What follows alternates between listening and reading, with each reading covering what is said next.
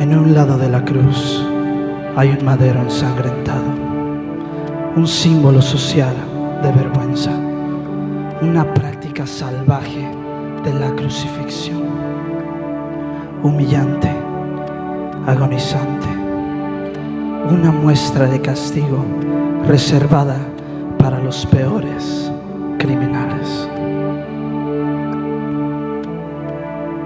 La cruz fue el ejemplo más claro del desprecio y el rechazo.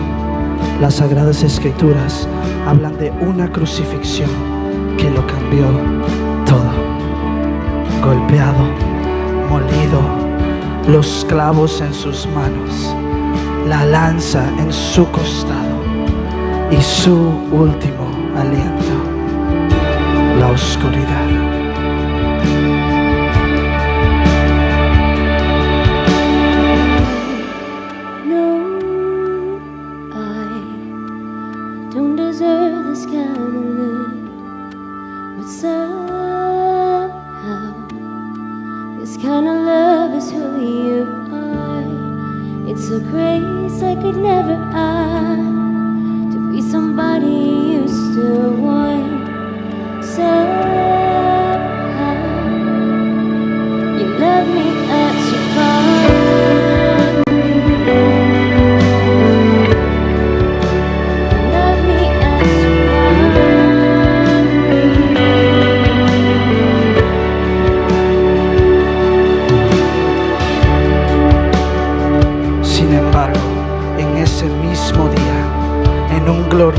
Giro de la historia, su crucifixión se convirtió en la fuente de esperanza eterna. A través de su sacrificio, Jesús no solo cambió la percepción de la cruz, sino que le dio un giro por completo y nos llevó al otro lado de la cruz.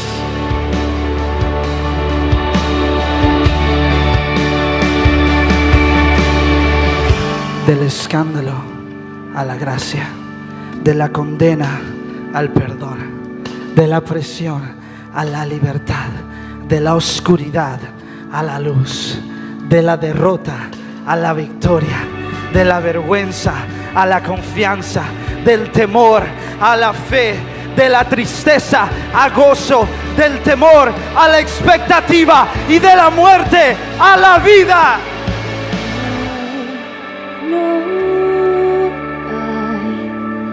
Don't deserve this kind of love, but somehow this kind of love is who you are.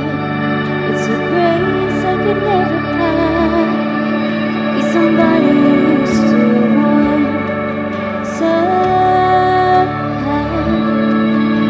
you love me as you find.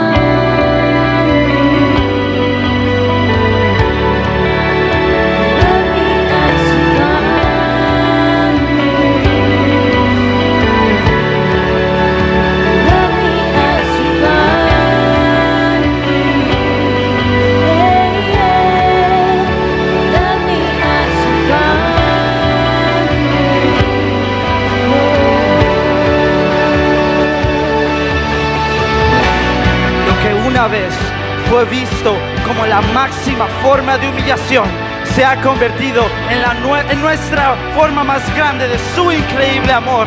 Al otro lado de la cruz encontramos victoria sobre la muerte y la tumba para siempre. Al otro lado de la cruz encontramos vida, encontramos resurrección y encontramos el amor de Dios.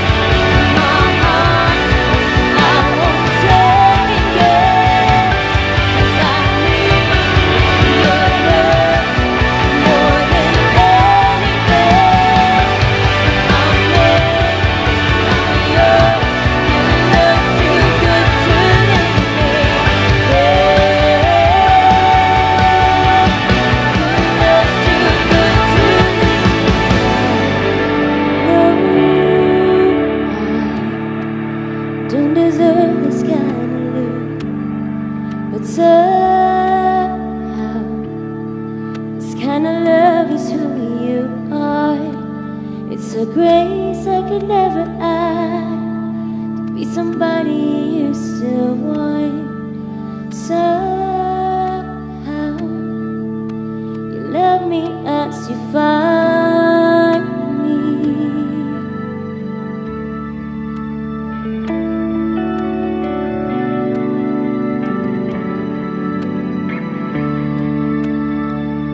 Bueno, hoy vamos a entrar en la palabra de Dios. Alguien llegó listo para celebrar y recordar la resurrección de nuestro Señor Jesucristo.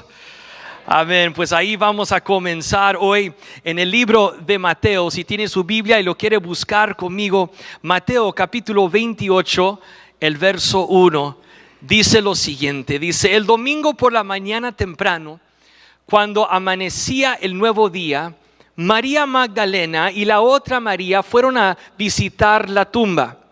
De repente se produjo un gran terremoto, pues un ángel del Señor descendió del cielo, corrió la piedra a un lado y se sentó sobre ella. Su rostro brillaba como un relámpago y su ropa era blanca como la nieve. Los guardias temblaron de miedo cuando lo vieron y cayeron desmayados por completo. Entonces el ángel les habló a las mujeres. No teman, dijo. Sé que buscan a Jesús, el que fue crucificado. No está aquí. Ha resucitado tal como dijo que sucedería. ¿Alguien puede decir amén a eso? Él vive. Por eso la celebración hoy, por eso estamos gozándonos hoy, porque nuestro Dios vive. Los 4 evangelios nos cuentan esta historia y hoy lo vamos a examinar de esas diferentes perspectivas. Unas de las últimas palabras que Jesús proclamó antes de morir en la cruz, y qué es lo que significan para nosotros y cómo Él y su resurrección cambia hoy tu vida y mi vida. En las últimas semanas como iglesia hemos estado hablando del tema al otro lado. Hablamos de lo que sucede al otro lado de la barca cuando Jesús hace milagros. Hablamos de esos momentos cuando nosotros luchamos y decimos: es que no puedo, yo no sé si voy a salir al otro lado de esta situación. Y Dios te dice: sí, vas a salir al otro lado de la tormenta. La semana pasada estuvimos hablando de lo que sucede al otro lado de la ciudad. Cuando Jesucristo entró a Jerusalén desde el este, pero Poncio Pilato, gobernador de Judea, establecido por Roma, él entró por el oeste. ¿Qué es lo que sucedía al otro lado de la ciudad ese día? Y este viernes pasado tuvimos un servicio glorioso recordando el compromiso de Jesucristo cuando hicimos el contraste al otro lado del huerto. Vemos la historia de Adán y Eva y cómo fallaron, cómo desobedecieron a Dios en el huerto de Edén. Pero al otro lado, en el huerto de Getsemaní, Jesucristo se rindió a la voluntad del Padre, como hoy tú y yo podemos hacer. Entonces hoy vamos a hablar de qué es lo que sucede al otro lado de la cruz. Al otro lado de la cruz. Estábamos manejando como familia hace varios días atrás y estuve compartiendo con mi esposa lo que sentía en mi corazón compartir el viernes y lo que sentía compartir en este día y de este tema al otro lado de la cruz. Y una de mis hijas escuchó de lo que estábamos hablando y dijo: oh papá, ¿vas a hablar entonces acerca de esto cuando dices al otro lado de la cruz? Y dije: pues fíjate, es muy buen punto, no lo había pensado. Y ella me dijo: pues papá, puedes mencionar que yo te lo dije. Entonces Lidia, gracias por este primer punto, ya que tengo su curiosidad ahí de mi hija de 12 años, Lidia, que está aquí enfrente, bien bonita, vestida. Viene el primer punto hoy de lo que sucede al otro lado de la cruz. Lucas 23:39 dice: uno de los criminales colgados junto a él se burló: así que eres el Mesías, demuéstralo salvándote a ti mismo y a nosotros también. Pero el otro criminal protestó: ni siquiera temes a Dios ahora que estás condenado a muerte? Nosotros merecemos morir por nuestros crímenes, pero este hombre no ha hecho nada malo. Luego dijo: Jesús, acuérdate de mí cuando vengas en tu reino. Jesús respondió: te aseguro que hoy estarás conmigo en el paraíso. El primer punto hoy es de que al otro lado de la cruz hay vida eterna. Esta historia nos impacta tanto porque nos recuerda de uno de los principios más importantes que podemos recordar: que nunca es demasiado tarde. Tal vez hay cosas en tu vida que ya estás como diciendo, pues yo creo que ya es demasiado tarde. No sé si en estos días has celebrado algún cumpleaños. Mi cumpleaños acaba de pasar hace unas semanas y cumplí 42 y para mí no fue la gran cosa, no me afectó mucho. Pero les digo que cuando cumplí 30 me gocé mucho, me encantó cumplir 30 años, pero cuando cumplí 31 me dije, yo pensaba, pues ya no soy joven. Después, así es, ¿verdad? Después cuando cumplí 40, pues mi esposa me hizo una gran fiesta y me gocé y lo celebré mucho, ¿verdad? Y me gustó mucho. Pero cuando cumplí 41 dije, la siguiente fiesta grande va a ser cumplir 50. No se siente muy rico. Ay. Y lo otro interesante es de que ya que cumples más años, ya más joven se te parece esa edad. Cuando yo tenía 20 y escuchaba a alguien cumplir 50, dije, ¡ay, anciano de días, pobrecitos!, ¿no? Y ya que tengo 41, 50 suena muy joven, muy, ya que tengo 42. Ves como que estoy negando, ¿no? El proceso, ¿no? Pero tal vez tú piensas que hay ciertas cosas que ya es demasiado tarde. Tal vez tienes un sueño de lograr algo en esta vida y dices, no, es que ya es demasiado tarde. Quiero recordarte hoy, usando el ejemplo de este hombre en la cruz, que nunca es demasiado tarde. Aviva esos sueños que Dios puso en tu corazón, pero sobre todo hoy, para tener una relación con Dios y para tener vida eterna. No importa qué has hecho, qué has dicho, qué has pensado, cuántos errores has cometido, cuántos fracasos has vivido, nunca es demasiado tarde.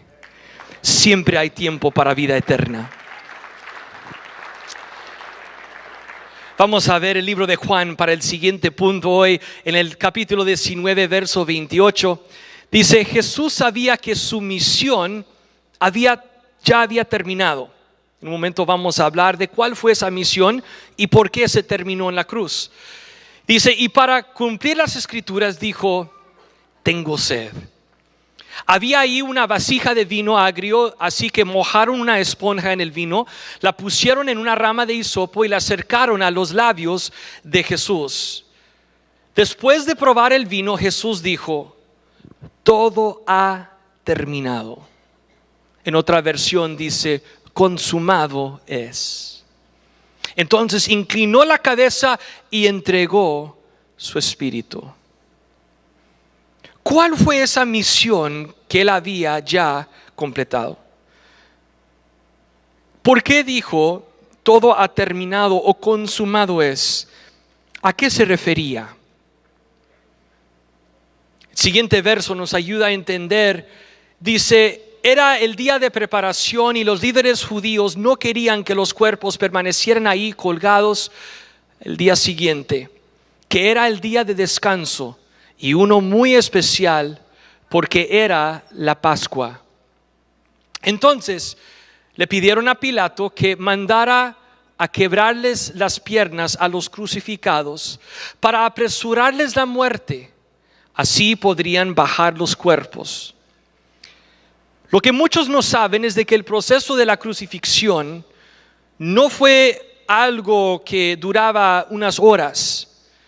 Fue algo donde la gente se quedaba ahí colgados por días. Y finalmente, cuando ya no pudieron respirar y agarrar más aire, es cuando morían. Eso es lo que los mataba. Y entonces, al quebrarles las piernas, ya no iban a poder levantarse para agarrar una vez más el aliento, para respirar una vez más. Pero el problema para los líderes religiosos es de que esto fue un tiempo de gran celebración para el pueblo judío, la celebración de la Pascua, que marcaba la salida de esclavitud desde Egipto. Y lo que recordaban era el sacrificio de un cordero que cada familia ofrecía. Y ese cordero, considerado un animal puro, era lo que iba a protegerles del ángel de la muerte. Entonces fue el día más importante en todo el calendario judío, recordar esa libertad de la esclavitud y recordar la fidelidad de Dios de que ya eran libres. Y no fue una coincidencia que Jesús decidió morir en estos días, ofrecerse como el Cordero de Dios. ¿Y por qué entonces el siguiente verso es interesante, la atención a detalle que da? En el verso 32 dice: entonces los soldados fueron y les quebraron las piernas a los dos hombres crucificados con Jesús. Cuando llegaron a Jesús, vieron que ya estaba muerto, así que no le quebraron las piernas. ¿Por qué menciona este detalle la Biblia? ¿Por qué hubiera sido importante no quebrarles las piernas a Jesús? Recordando las instrucciones de esa primera Pascua, saliendo de Egipto, en el libro de Éxodo, capítulo 12, verso 46, dice: en cada casa se comerá un solo cordero de Pascua. No saquen nada de la carne fuera de la casa, ni quiebren ninguno de los huesos. ¿Por qué? Porque no iban a ofrecer a Dios un animal más o menos mediocre. Querían ofrecer un cordero puro, santo y perfecto. Y hasta en este detalle, Jesús completó una vez más, cumplió con profecía. Es más, en nuestra Biblia, todo el Antiguo Testamento, que en esta Biblia que tengo aquí en mis manos, es toda esta sección. Cada detalle de la ley, de las profecías, de los libros de historia y la sombra que venía de ciertos reyes, algunos buenos, algunos malos. Y de los buenos podemos ver una sombra de lo que venía en Jesucristo. En cada detalle, Jesucristo, en 3 años de ministerio aquí en la tierra, cumplió con cada profecía y cada detalle de la palabra de Dios. La palabra de Dios es perfecta y Jesús fue perfecto, aún en la manera que murió, como un cordero santo y puro, completo. Al otro lado de la cruz hay perdón del pecado. Es por esta razón que Jesús dijo: todo ha terminado. Es por esta razón que Él dijo: consumado es. Porque esta rutina de ofrecer un animal una vez al año era parte del proceso de recibir perdón del pecado para el pueblo judío.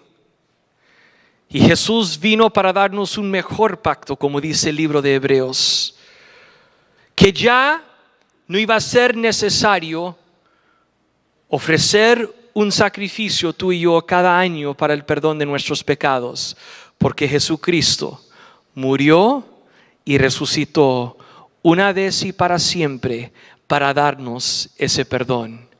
Al otro lado de la cruz hay perdón del pecado.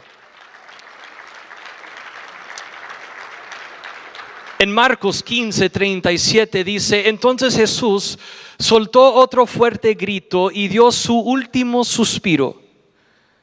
y la cortina del santuario del templo se rasgó en dos, de arriba abajo. ¿De qué está hablando esto?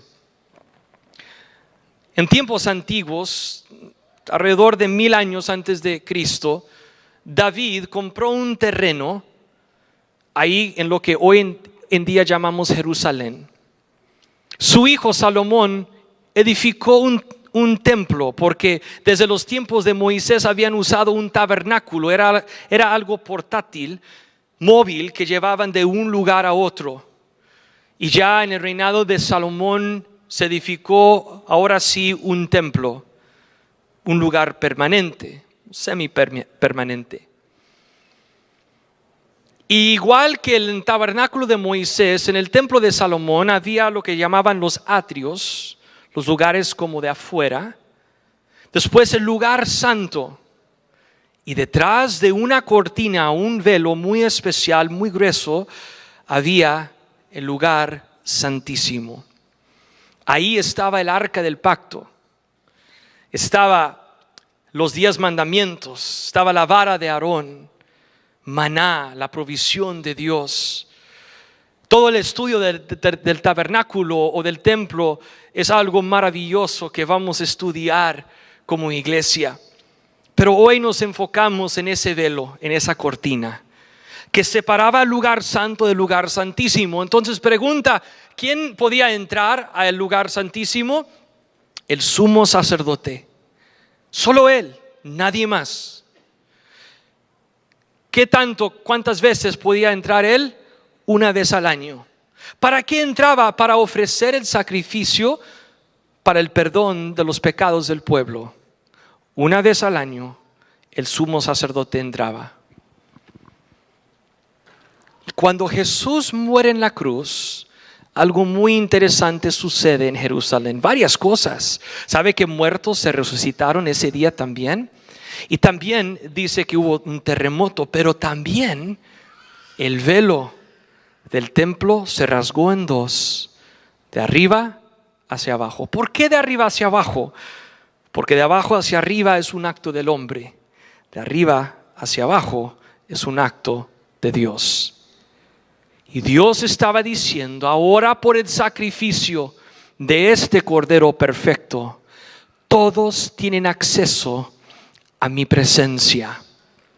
Hebreos lo dice de esta manera, en el capítulo 10, verso 19 dice: así que, amados hermanos, podemos entrar con valentía en el lugar santísimo del cielo por causa de la sangre de Jesús. Por su muerte, Jesús abrió un nuevo camino, un camino que da vida a través de la cortina al lugar santísimo. Ya que tenemos un gran sumo sacerdote que gobierna la casa de Dios. Espera un momento. ¿Jesús es el Cordero de Dios? ¿El sacrificio? ¿O Jesús es el sumo sacerdote que ofrece el sacrificio? Las dos cosas. Dice: entremos directamente a la presencia de Dios con corazón sincero y con plena confianza en Él, pues nuestra conciencia culpable ha sido rociada con la sangre de Cristo a fin de purificarnos, y nuestro cuerpo ha sido lavado con agua pura. El hecho de que Jesucristo murió en la cruz, el velo se rasgó en dos, y a causa de su resurrección no tenemos que repetir este proceso cada año. No tenemos que tener otro Jesús que va y muere, porque Él murió y resucitó, y esa resurrección selló el acto de su muerte. Todo lo que Él logró, toda la misión que Él cumplió, cuando dijo ya todo ha terminado, cuando dijo consumado es, Él abrió un camino para ti y para mí a la presencia de Dios. Al otro lado de la cruz está el otro lado de la cortina, y al otro lado de la cortina está la presencia de Dios. No limites tu experiencia con Dios a un Jesús nomás muriendo siempre en la cruz, porque Él no quedó en la cruz. Lo metieron en una tumba Y Él no se quedó ahí. Él ganó la victoria, y su muerte y su resurrección no solamente nos da vida eterna, no solamente nos da el perdón de nuestros pecados, pero también nos da acceso a la presencia de Dios. Tú y yo podemos entrar confiadamente a su presencia. Jesús hizo varias proclamaciones acerca de lo que iba a hacer, de que iba a morir y de que iba a resucitar. En Juan 11:25 dice: Jesús le dijo: yo soy la resurrección y la vida. El que cree en mí vivirá aún después de haber muerto. Hechos 2:24 me encanta, dice: pero Dios lo liberó de los terrores de la muerte y lo volvió a la vida, pues la muerte no pudo retenerlo bajo su dominio. La muerte no pudo retenerlo bajo su dominio. Gloria a Dios por eso. En Apocalipsis 1, Jesucristo dice lo siguiente, dice: yo soy el que vive. Estuve muerto, pero mira, ahora estoy vivo por siempre y para siempre. Y tengo en mi poder las llaves de la muerte y de la tumba. Tengo en mi poder las llaves de la muerte y de la tumba. Hoy no solamente recordamos y celebramos el sacrificio de Jesucristo en la cruz, sino también su resurrección de la tumba, por todo lo que Él logró ahí. Llaves son importantes. Recuerdo que cuando mi esposa y yo compramos la casa que tenemos hoy en día, esperamos 9 meses de tiempo de construcción. En todo ese proceso tuvimos que ir y firmar todos los documentos, como se hace cuando uno compra una casa aquí. Y ya todo se había mandado, el dinero, todos los trámites financieros y legales se había hecho, y ya todo estaba listo. Y teníamos el camión de mudanza ahí afuera en la calle. Pero estábamos esperando nomás una cosa: las llaves. Es lo único que nos faltaba. Y ese fue el último y tal vez más importante elemento del proceso. Porque cuando uno tiene las llaves, ya todo lo demás está terminado. No te van a dar las llaves si no has firmado, si no has hecho el contrato, el pacto. Si el precio no se ha pagado, no te van a dar las llaves. Pero ya cuando todo es terminado, todo está terminado, entonces dicen: ahora sí, te damos las llaves. Y pudimos celebrar, ahora podemos entrar. Y me encanta como Jesús dice eso, dice: tengo en mi poder las llaves de la muerte y de la tumba. Esas llaves son importantes. Me acuerdo que como joven, tenía como 14 años y mis papás se fueron de la ciudad y me dejaron con mi hermano mayor, Steven, que tenía 20 en ese tiempo, es 6 años mayor que yo. Y mis papás estaban fuera de la ciudad y estaba el carro de mi hermano, el carro de mis papás.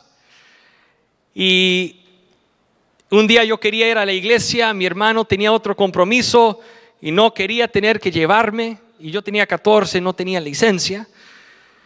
Entonces a él le ocurrió una idea, a mí me pareció muy bien. Dice: como nomás vivimos 3 cuadras de la iglesia, ¿por qué no llevas tú el coche?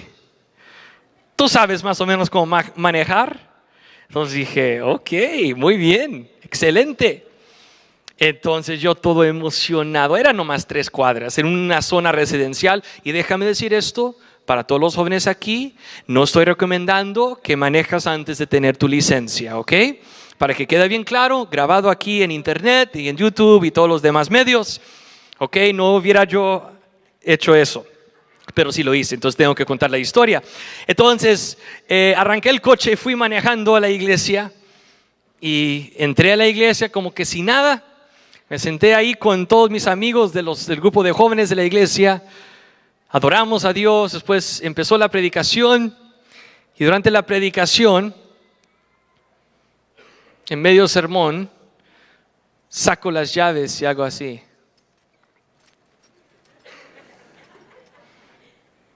Y si no todos me estaban viendo de mis amigos, lo hacía un poquito más fuerte, ¿no? Como que, hey, atención todos, mira lo que tengo aquí. Hasta que por fin preguntaron, ok, ¿por qué tienes esas llaves? ¿Qué quieres decir con eso? Dije, yo manejé hoy aquí. Ni tienes permiso, ni tienes el permit, ni tienes 15. Dije, yo sé, pero manejé aquí. Y dice así, no te creemos, tú no lo hiciste, ¿tú? Dije, sí, yo. A ver, no, yo no creo que tú lo hiciste. Dije, sí. Les muestro después del servicio, cuando termina la reunión, les voy a mostrar, voy a manejar, van a ver. El lobby de la iglesia en ese tiempo tenía, parecido a nuestro edificio, tenía muchas ventanas en el lobby. Y todos mis amigos decidieron esperarme ahí. Había como, 10, 12 de ellos. Estaban todos ahí diciendo, Tim manejó hoy, tiene 14 y manejó aquí. Entonces yo salí a agarrar el coche. Empezó a llover mucho ese día. Entonces todos los papás estaban yendo a traer el coche y recoger a sus familias. Entonces se formó una fila bien grande. Pero para mí era mejor porque era como añadirle más drama, ¿no? Más espera al gran momento que yo iba a dar la vuelta ahí enfrente de todos y saludarles. Y cuando uno va a manejar así, tiene 14 años, no va manejando así, bien derechito, con 2 manos en el volante, 10 y 2 le llaman en el reloj, ¿no? Uno va a 12 mediodía, ¿qué onda, no? Así sentado atrás, yo iba manejando, 14 años de edad. Todo un rebelde, ¿no? Así en la iglesia, ¿no? Manejando.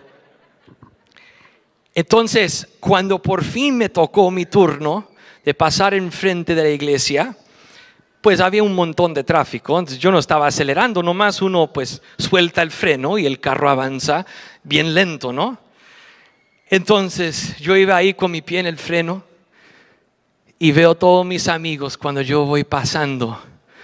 Entonces noto que el coche enfrente mío avanza, suelto el freno, estoy ahí, ¿qué onda? ¡Pum! Porque el carro enfrente mío frenó cuando no estuve viendo, cuando estaba mirando a mis amigos. Hubieras visto la cara de ellos. Cambió de impresionados a ¡mira! Pero yo todo orgulloso, diciéndole, yo tengo las llaves. Gracias a Dios nadie se lastimó, no fue nada. Yo estaba yendo 3 millas por hora, ¿no? Lo que sí sufrí fue mucha pena, ¿no?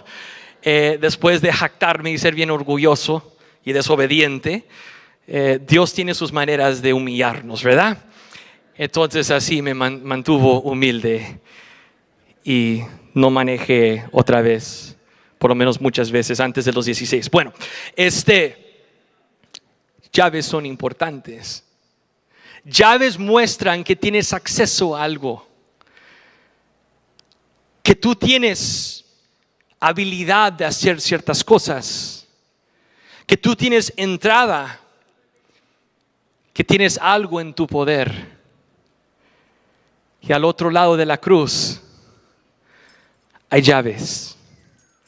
Llaves que abren la puerta a vida en abundancia por la victoria de Jesucristo.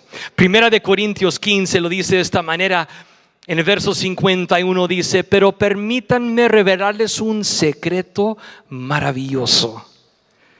No todos moriremos, pero todos seremos transformados. Sucederá en un instante, en un abrir y cerrar de ojos, cuando se toque la trompeta final. Pues cuando suene la trompeta, los que hayan muerto resucitarán para vivir por siempre, y nosotros los que estemos vivos también seremos transformados. Pues nuestros cuerpos mortales tienen que ser transformados en cuerpos que nunca morirán, Nuestros cuerpos mortales deben ser transformados en cuerpos inmortales. Entonces, cuando nuestros cuerpos mortales hayan sido transformados en cuerpos que nunca morirán, se cumplirá la siguiente escritura: la muerte es devorada en victoria. Oh muerte, ¿dónde está tu victoria? Oh muerte, ¿dónde está tu aguijón? Pues el pecado es el aguijón que termina en muerte, y la ley le da al pecado su poder. Pero gracias a Dios, Pero gracias a Dios, Él nos da la victoria sobre el pecado y la muerte por medio de nuestro Señor Jesucristo. Al otro lado de la cruz hay victoria, hay llaves que nos abren la vida eterna y nueva esperanza. Al otro lado de la cruz hay victoria. Tú no tienes que seguir sintiéndote derrotado, con pena por tus pecados, sin esperanza, pensando que ya es demasiado tarde. Al otro lado de la cruz hay una oportunidad más y nunca es demasiado tarde. Al otro lado de la cruz hay perdón de tus pecados. Al otro lado de la cruz hay acceso a la presencia divina de Dios. Al otro lado de la cruz hay victoria, y esa victoria es tuya hoy.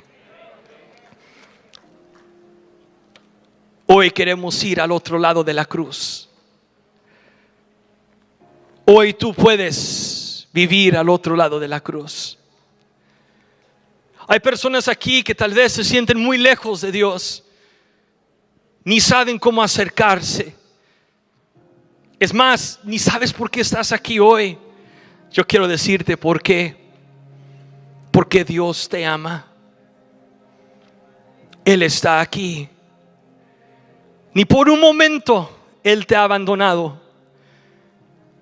Él siempre ha estado esperándote con brazos abiertos, diciendo: hijo mío, hija mía, te amo y siempre te amaré. Mandé a mi Hijo Jesucristo para darte vida nueva, que todo puede comenzar de nuevo, para darte una vida en abundancia donde puedes disfrutar de mi palabra y mi presencia y el poder de mi Espíritu Santo, y para darte vida eterna. Y hoy todo esto puede ser tuyo. Yo sé por qué estás aquí, porque Dios te ama. Él tiene un plan para tu vida. También hay gente alrededor de ti que te ama.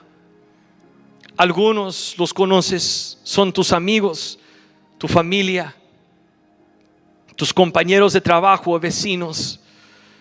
Otros no los conoces todavía, pero forman parte de la familia de Dios. Y aquí nadie te va a condenar, aquí nadie te va a acusar.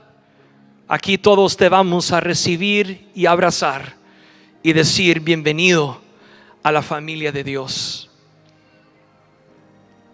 Quiero invitarte a vivir al otro lado de la cruz. Algunos nunca se han acercado a Dios. Otros tal vez tienen ciertos conceptos muy tradicionales de Dios, y en tu mente Jesucristo perpetuamente está crucificado. Sí fue crucificado, pero no se quedó ahí. Sí le metieron a una tumba, pero tampoco se quedó ahí. A los 3 días resucitó para darnos vida eterna, para cumplir su misión, para llegar a ser una vez y para siempre el Cordero de Dios sacrificado por ti y por mí, y el sumo sacerdote que abre un camino a la presencia de Dios. Hoy tú puedes tener todas estas cosas que hemos hablado. Como se habló hace unos minutos, Él cambia esa vergüenza y culpabilidad en perdón y en libertad. Y todo esto puede ser tuyo. Quiero invitar a todos a cerrar sus ojos por un momento. Yo quiero orar por ti. Quiero recordarte cuánto Dios te ama y decirte que no es una coincidencia que estás aquí hoy. Es el propósito de Dios. Él siempre te ha amado y ni por un momento te ha abandonado. Si tú no estás caminando con Dios, si tú quieres conocerlo y quieres recibir ese gozo y paz que solamente Él te puede dar a través de su gracia y de su gran amor, hoy lo puedes recibir. La Biblia dice que cuando confesamos con nuestra boca y creemos en nuestro corazón que Jesús es Señor, que seremos salvos. Y hoy puede ser tu día de salvación, el día cuando naciste de nuevo en el reino de Dios y todo el pasado queda borrado, queda atrás y comienzas de nuevo. Si quieres hacer esa oración para recibir a Cristo en tu corazón, para pedirle perdón de tus pecados, para agradecerle por su sacrificio de cómo sufrió en la cruz por ti y por mí, te invito hoy a levantar tu mano ahí donde estás. Yo quiero dirigirte en una oración. No te vamos a pedir ponerte de pie ni ir a otro lugar. Ahí donde estás sentado, nomás hoy quiero invitarte a hacer un compromiso y extender tu mano hacia el cielo y decir: Dios, aquí estoy. Quiero conocerte, quiero servirte. Gracias a Dios por todas las personas que tienen sus manos levantadas en este momento. Sé que hay más. Sé que este es el amigo, el familiar de alguien aquí. Hemos estado orando por ti, algunos clamando tu nombre en específico, porque sabemos cuánto Dios te ama y nomás queríamos que tú también te dieras cuenta de su gran amor por ti. Alguien más levanta su mano antes de orar. Gracias a Dios por esta gran cosecha. Tantas personas en este momento con sus manos levantadas. Que Dios te bendiga. Este es el hijo de alguien. Esta es la hermana de alguien. Este es el papá de alguien. Este es el amigo de alguien. Dios te ama. Iglesia, para darles fuerza, quiero invitarte a hacer esta oración conmigo. Di conmigo: Padre Celestial, perdóname por todos mis pecados. Entra a mi vida, ven a mi corazón. Me rindo a ti. Toma mi vida. Te entrego todo hoy. Enséñame tu palabra y muéstrame tus caminos. Te serviré todos los días de mi vida. En el nombre de Jesús. Amén. Amén. Vamos a dar un aplauso fuerte al Señor por lo que Él acaba de hacer.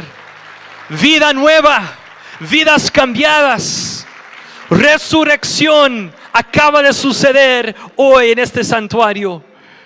La resurrección de la vida de alguien, la resurrección de un matrimonio, de una familia, de los sueños que Dios ha depositado en tu corazón.